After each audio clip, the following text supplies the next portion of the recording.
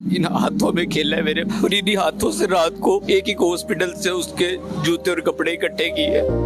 अपने घर का सबसे लाडला 21 साला अब्दुल्ला वजीर, जो अपने वालिद के साथ पाकिस्तान तहरीके इंसाफ की एहतजाजी रैली में तो गया, मगर गोली लगने से शहीद हो गया। नाज़रीन, मेरे साथ शहीद होने वाले अब्दुल्ला वजीर के छोटे भाई अहमद वजीर हैं मौजूद, और इनसे जानते हैं। हम 3 बहन भाई हैं। मैं सबसे छोटा था, ये दूसरे नंबर पे था वो अब्दुल्ला दूसरे नंबर पे। कितनी उम्र थी तकरीबन? 20-21 साल। क्या करते थे पढ़ाई वगैरह में? BBA कर रहा था UCP से। कौन सा सेमेस्टर? चौथा पांचवा था, इतना ही था। चौथा सेमेस्टर था उसका। 4th सेमेस्टर था उसका। तो कैसे वो प्रोटेस्ट में चला गया? वो किसके साथ गया था? उसको अबू आए हैं मेरे ना, उसको अबू को कह रहा था कि ना, अबू ने कहा कि वो किधर होते हैं? बाहर होते हैं बोलिया। जब इमरान खान गिरफ्तार हुआ ना, उसको मैं एकेडमी चला गया था, मगर असर का टाइम था। उसको अबू ने कहा यार चलिए ना। वो कहता अबू मैंने नहीं जाना, मेरा नहीं दिल कर रहा। अबू कहते यार वो वेख इमरान खान साढ़े वास्ते कितना कुछ कर रही है, वो वे तू भी चल। कहता अबू मेरा नहीं दिल कर रहा, मैंने नहीं जाना। कहता चल तू चल। वो चला गया आगे से। वालिद साहब के साथ गया? दोनों इकट्ठे? हाँ, वालिद साहब के साथ गया। वो आगे जब पंप पे उसने जाके बाइक लगाई है, वो आगे भागता आगे गया। अबू से हो गया, कोर कमांडर ऑफ सेंटर हुआ।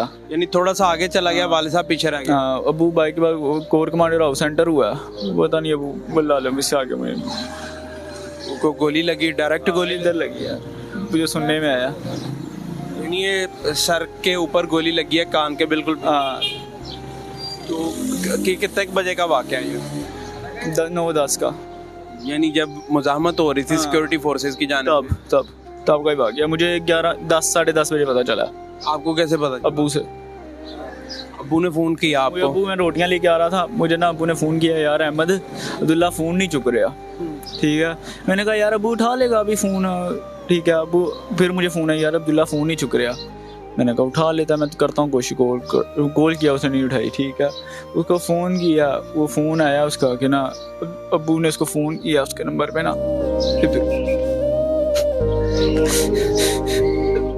उधर से कॉल उठा के लड़के ने कहा लव बहुत हो गया। अच्छा, उसको हॉस्पिटल कौन ले गया? तो कोई लड़का था, उसने फ़ोन उठाया था, उसने कहा आपको फिर वाले साहब ने फ़ोन करके बताया? हाँ जी। बॉडी अभी तक घर नहीं आई? अभी तक नहीं आई। यानी थोड़ी देर तक बॉडी आने का इम्कान? पता नहीं, कह रहे हैं 6-7 घंटे लगेंगे। हाफिज़ुल कुरान था, चाचू का बेटा। तो आपके चाचू का बेटा है। किसका वो ज्यादा लाडला था, वालिदा का या वालिद का? दोनों का। दोनों सबसे प्यार, उससे ज्यादा प्यार करते थे दोनों का। जो उसने मांगा है दोनों लाजमी लेके दे। अबू की तो कोशिश होती थी जो वो मांगता ना उसको लाजमी दें। तो आपको तो वालिद ने रात को बता दिया, घर वालों को कैसे बताया और कब बताया? वालिदा घर वालों को भी पता चला थोड़ी देर पहले बताया? कैसे बताया, कैसे पता चला? मैंने जाके माँ को बताया। उनको पता था, माँ से कौन सी बात छुपती है। माँ को पता तो चला, माँ को पता तो चल जाता है ना। वो कह रही थी मुझे आज बता रही थी, कहती कल से ना मेरे जिस्म में जान नहीं थी। भाई की कौन सी ऐसी चीज़ जो तुम्हें सबसे ज़्यादा पसंद है? यार उसके साथ मैं लड़ता था, उसने ना फिर भी मुझे मनाना है। बेशक गलती उसकी है, गलती मेरी है, उसने मुझे मनाना लाजमी है। ज़्यादा देर ना मेरे से नाराज नहीं रहता था। रात को लड़ाई हुई है तो सुबह रात में मनाना है मुझे। कितने साल बड़ा आपसे? 4 साल। 4 साल बड़ा था। हमेशा आपको वही मनाता था?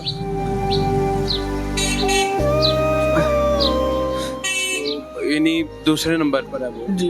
नाज़रीन, मेरे साथ अब्दुल्ला वज़ीर के ताया अबू के बेटे हैं समद साहब। इनसे जानते हैं कि वो कैसा इनका कज़न भाई था और क्या उसकी आदतें इनको ज़्यादा पसंद थी और इनको कैसे पता चला। जनाब क्या कहेंगे उसके वाले से?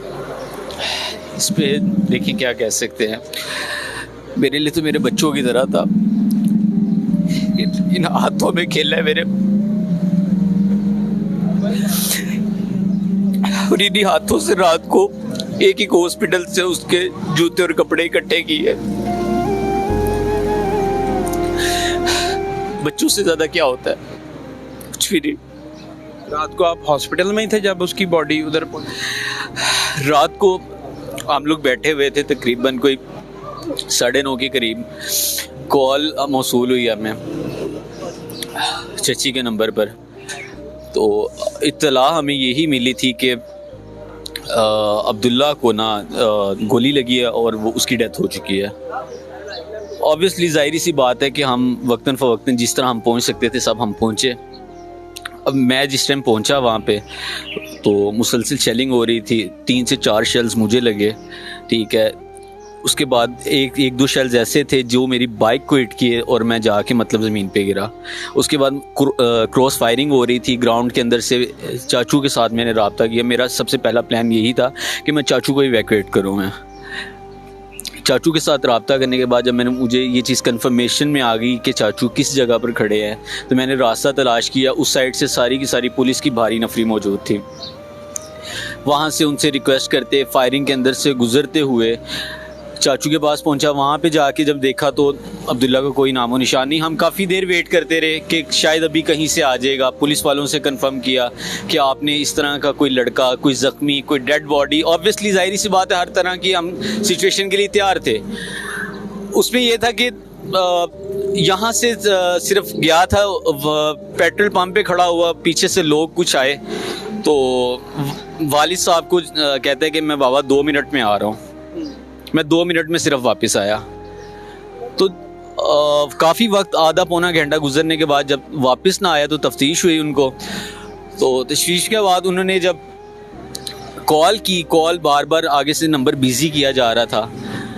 नंबर बिज़ी होने की सूरत में काफ़ी देर के बाद एक कॉल रिसीव की गई अब्दुल्ला के नंबर पर, जहाँ पे सिर्फ हमें ये पैगाम मौसूल हुआ कि जिसका भी फ़ोन है उसको गोली लगी और उसकी डेथ हो चुकी है।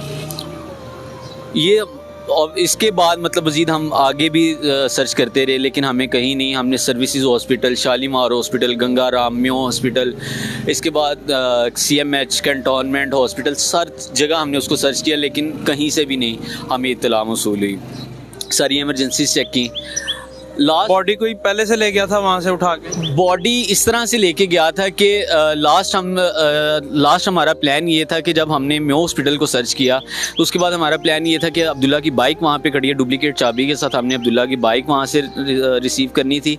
अब जैसे ही हमने शेरपाव ब्रिज क्रॉस किया, आगे एंटर कैंट पे हुए हैं तो वहाँ पे दोबारा से शेलिंग स्टार्ट हो गई है।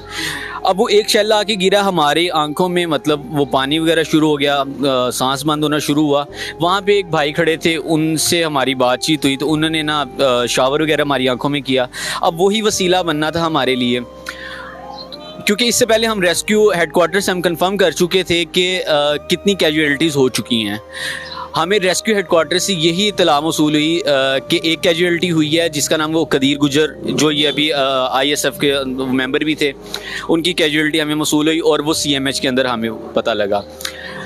अब वहाँ पे हमें कुछ और मतलब भाई मिले जिन्होंने हमारी हेल्प आउट की शेलिंग के दौरान। उन्होंने बताया कि यहाँ पे 6 से 7 कैजुअलिटीज़ हुई हैं और सारे के सारे जितने भी मतलब कैजुअलिटीज़ हुई हैं सबको हेड शॉट लगे हैं। अब्दुल्ला को भी हेड शॉट ही लगा है।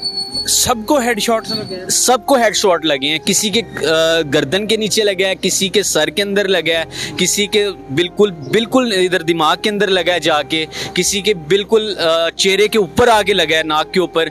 इस सब के 6 से 7 जो लोग थे, जो हमें पता चला वहाँ से तस्वीरों से और बाकी जो वहाँ पे लोग मौजूद थे उससे यही पता चला कि सबको हेडशॉट ही लगे हैं।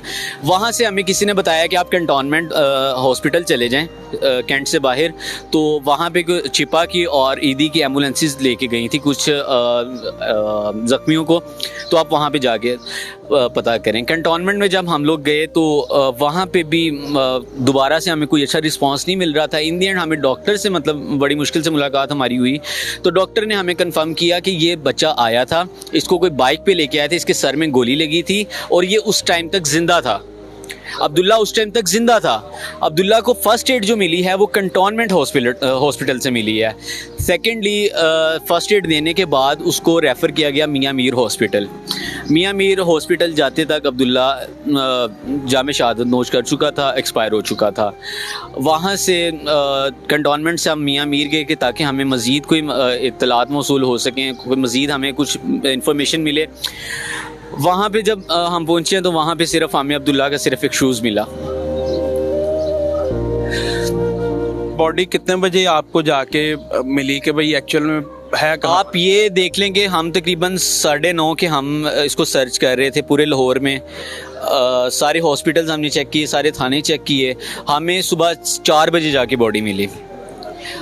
पुलिस वाले जितने वहाँ पे मौजूद थे उनका यही मानना था, उनका कहना यही था कि यहाँ पे कोई कैजुअल्टी हुई नहीं है, किसी किस्म की कोई फायरिंग नहीं हुई। हम पोस्टमार्टम तो करवाना नहीं चाह रहे क्योंकि ऑब्वियसली हम किसी तरह के उलझन में नहीं हम पड़ना चाहते। एक उसकी आखिरी मतलब जो आरामगाह है उसके अंदर वो सही सलामत जाना चाहिए, जिस तरह के भी उसकी कंडीशन है। मज़ीद हम इसमें कोई पोस्टमार्टम की तरफ नहीं जाएंगे। कैसा लड़का था वो? बच्चे किस तरह होते हैं बड़ों के लिए, अच्छा था, गुस्से वाला था। इसमें यह था कि उसमें एक एग्रेशन था, लेकिन वो एग्रेशन आहिस्ता आहिस्ता कम होता जा रहा था, ज़िंदगी में संभलता जा रहा था, समझता था चीज़ों को। एक टाइम पे गुस्सा करता भी था तो दूसरी टाइम पे समझ भी जाता था। ये सारे उसके दोस्त यार मौजूद हैं। हमारे से ज़्यादा उसकी ये दोस्त यारों के साथ मतलब उसकी गैदरिंग थी और अच्छी गैदरिंग थी। तकरीबन 10-12 साल से मेरे साथ स्कूल में पढ़ता था, मतलब कि बचपन से हम साथ पढ़ते आए हैं और अभी तक मतलब कि ऐसे ही था जैसे भाइयों जैसा। हमारे हाफिज़ थे माशाल्लाह से, हिफ्ज़ किया हुआ था। आपके साथ ही किया? हाँ जी, मैंने छोड़ दिया था, उन्होंने हिफ्ज़ कर लिया था माशाल्लाह से। क्या चीज़ सबसे ज़्यादा उसकी मिस करेंगे अभी आप? यही कि उसकी कमी तो महसूस होगी, जाहिर सी बात है, जब एक मतलब कि भाई है हमारा ज़िंदगी से जब जा रहा है तो काफ़ी चीज़ें मिस करेंगे उसकी।